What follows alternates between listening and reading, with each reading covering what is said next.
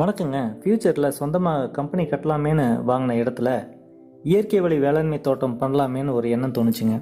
அதுக்காக கிட்டத்தட்ட 40 வருஷமாக விவசாயமே பண்ணாத இந்த இடத்த சுத்தம் செய்கிற வேலையை ஆரம்பித்தோங்க. நான் பிறந்த மண்ணுக்கு ஏதாவது செய்யணும்னு விரும்புகிறேன். வேலி அமைச்சு கேட்டும் ஒன்று போட்டாச்சுங்க.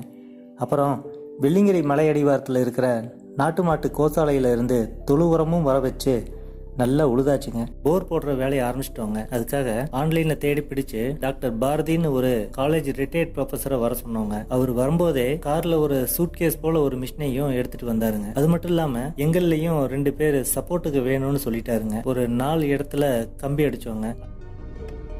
மார்க்கியர்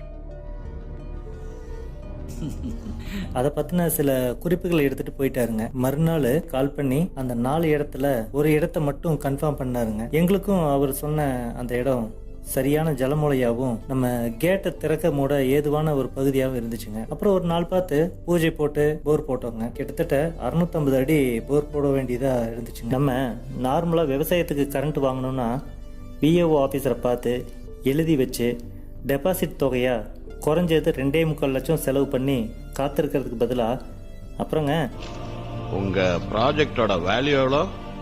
நான் இப்போ சொன்ன தொகை வெறும் கரண்ட் வாங்க மட்டும்தாங்க. அது இல்லாமல் மோட்டர் பம்பு, பேனல் போர்டு, அதை பொருத்தி தரக்கூடிய செலவெல்லாம் கணக்கிட்டா கிட்டத்தட்ட 3.5 to 4 லட்சம் செலவாயிருக்குங்க. ஆனால் நம்ம இப்போ போட்டிருக்கிற சோலார் பேனலை பயன்படுத்தி மோட்டர் ஓட வச்சது சீக்கிரமாகவே வேலை முடிஞ்சதுங்க. இதுக்காக நாம் திருநெல்வேலியை மையமாக வச்சு இயங்கக்கூடிய கேடெக் ஆட்டோமேஷன் அப்படிங்கிற கம்பெனியை தொடர்பு கொண்டோங்க.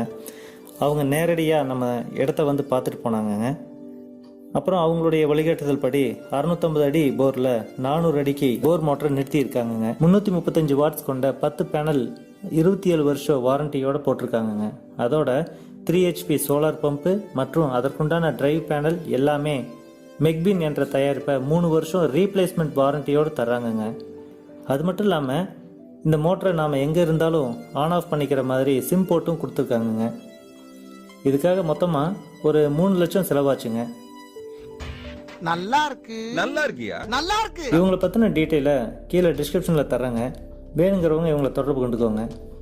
இந்த 1 ஏக்கர் நிலத்தில் விழுகிற மழைநீர் எல்லாத்தையும் இதே இடத்துக்குள்ளேயே சேமிச்சு வைக்கணுங்கிறது தான் என்னுடைய நோக்கமேங்க. Wish you all the best.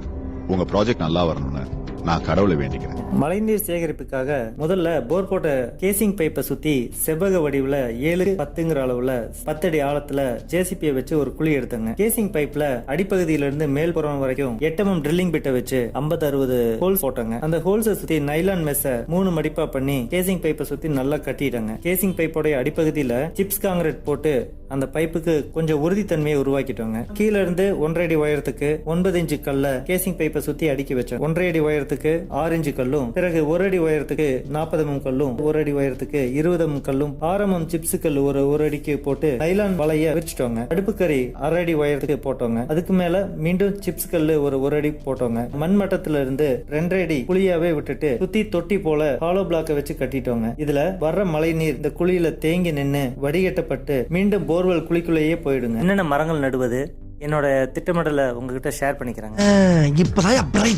முதல்ல டிம்பர் வகைகளை நான் தேர்வு செஞ்சேங்க. இது ஒரு வகையில பார்த்தா long term mutual fund போலதாங்க. Mahogany, மலைவேம்பு, குமிழ் தேக்கு, கருமருது, இழுப்பை, வேங்கை, தேக்கு, ஈட்டி, செம்மரம், சந்தனம், மஞ்சள் கடம்பு, மாஞ்சியம், செண்பகம், மூங்கில்னு கிட்டத்தட்ட 80 மரங்களை நான் தேர்வு செஞ்சேங்க. இந்த வேலியோர டிம்பர் மரங்களிலிருந்து 10 அடி இடைவெளி விட்டு 15 அடிக்கு ஒண்ணுங்கிற கணக்குல பல வகை மரங்களை நட திட்டமிட்டாங்க. அதுல மா, பலா, தென்னை, சப்போட்டா, நாவல், மாதுளை, கொய்யா, வாட்டர் ஆப்பிள், ஆரஞ்சு, சாத்துக்குடி, நெல்லி, சீத்தா, எலுமிச்சைன்னு ஒரு லிஸ்டே இருக்குங்க.